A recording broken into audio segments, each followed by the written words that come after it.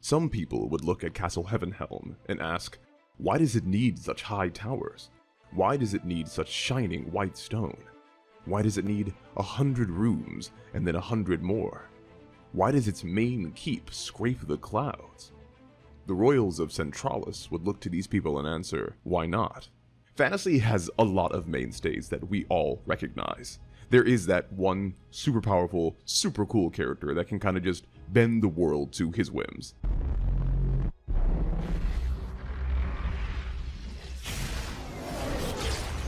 There is the magic system that's just thought out enough to understand while being just malleable enough to surprise us in these intense moments. Of course, maybe more than anything else, fantasy has castles that just make our jaws drop. I think a lot of us got our first taste of this with Peter Jackson's depiction of Minas Tirith.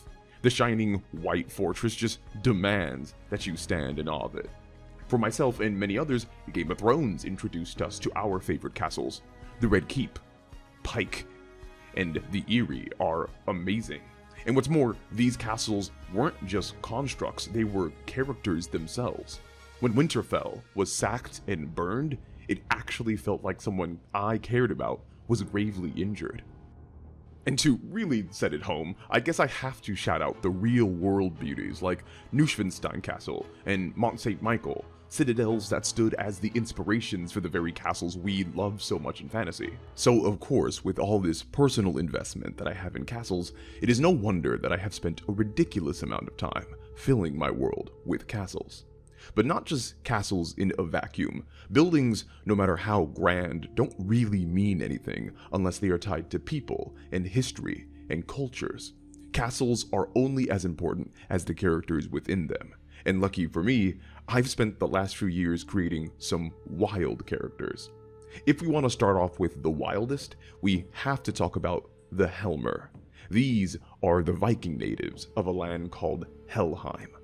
I have always loved the mythology of Vikings coming onto the shores of distant lands from longboats, screaming bloody murder, wearing devilish horned helmets. Whether it actually happened or not, the legends of Vikings have them being perceived by their victims as demons from a strange land, and that is crystallized in the leader of the Helmer, Grand Lord Tavor Prey, known far and wide as the Death Hand.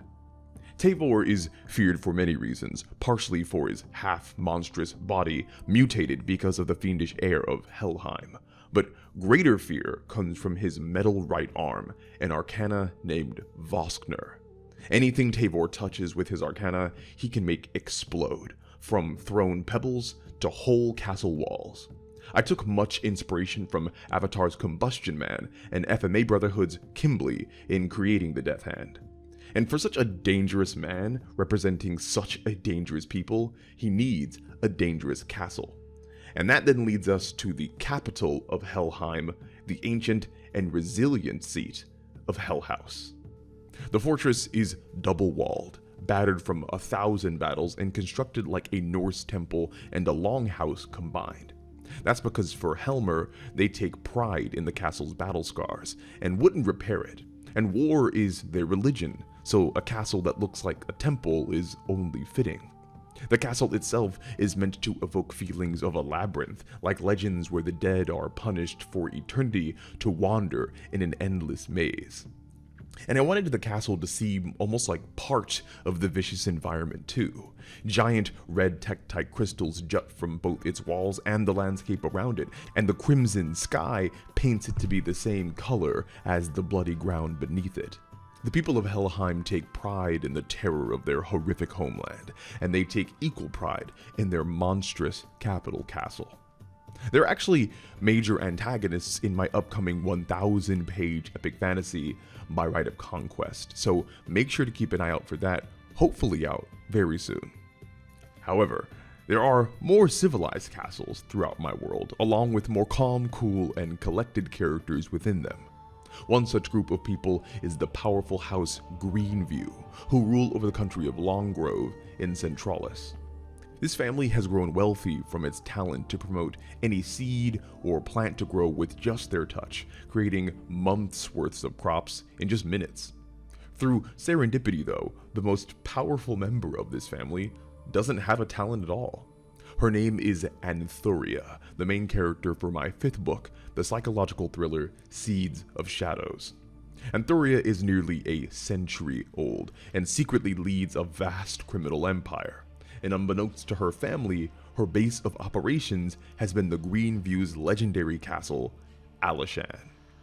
Unlike Hellhouse, Alashan is much more of a traditional castle, based highly off of Irish architecture and workmanship. Of course, since Anthuria's family is closely linked to plants and nature, the castle itself is merged with vines, moss, and a sea of trees around it. There are even trees within the castle entrance, called the Atriarch. Each lord of the castle plants a seed within the Atriarch and nurtures it across his rule. Alashan, much like the family within, is meant to be inviting, full of life, but also imposing. A perfect abode for the great house Greenview. But above even the Greenviews are those that sit the throne for the Empire of Centralis. This would be the royal house Telen. Said to be descended from the god Gartharius Bright himself, House Telen is said to be divine by blood, wielding telekinesis better than all others. The current monarch, Bright Star Luster, is said to be one of the most powerful telekinetics of all time, and his son, Young Star Lumen, is not far behind him.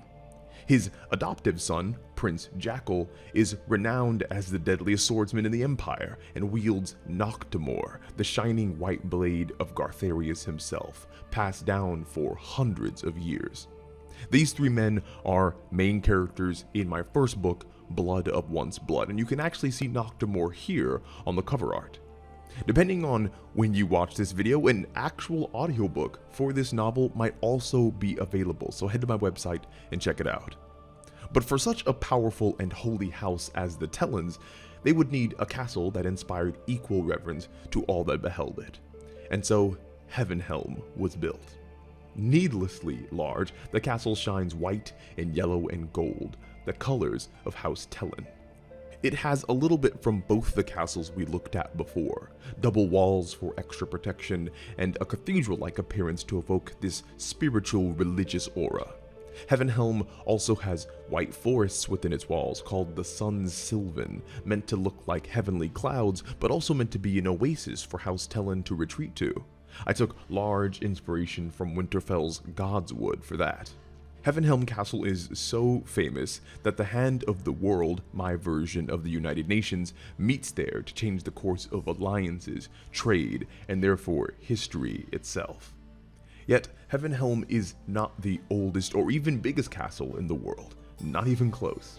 The Empire of Vaemon, located in the Higher Lands, has the most proud and haughty royals in all of history. Many of them have been famous conquerors and warriors, some even dragon riders. In fact, my 4th book, an adventure novella called Imperius, is about my main characters being on the wrong side of the crazed Northern Emperor and his godlike son. Though different royals have come to rule the North, almost every one of them has done so through conquest. And every single one of these families have lived in the same castle, appropriately named the Conqueror. One might mistake it for a city if they didn't know it was one fortress. The Conqueror had its first bricks laid almost 2,000 years ago by the first Empress of the North, Ve. Since that time, every new family to rule it has added a different section. It's kind of like a tradition. That's why some areas of the Conqueror look old, ancient, and almost mystical. Those were from the time of Ve, thousands of years ago. And as you spread out, you can see the touch of House Cayman, the first dragon riders, and their additions to the castle. Over the centuries, the castle kept growing and growing and growing until it became the beautiful behemoth it is today. There are tons more notable castles and constructs across my world, so many in fact that I can't even talk about them all today.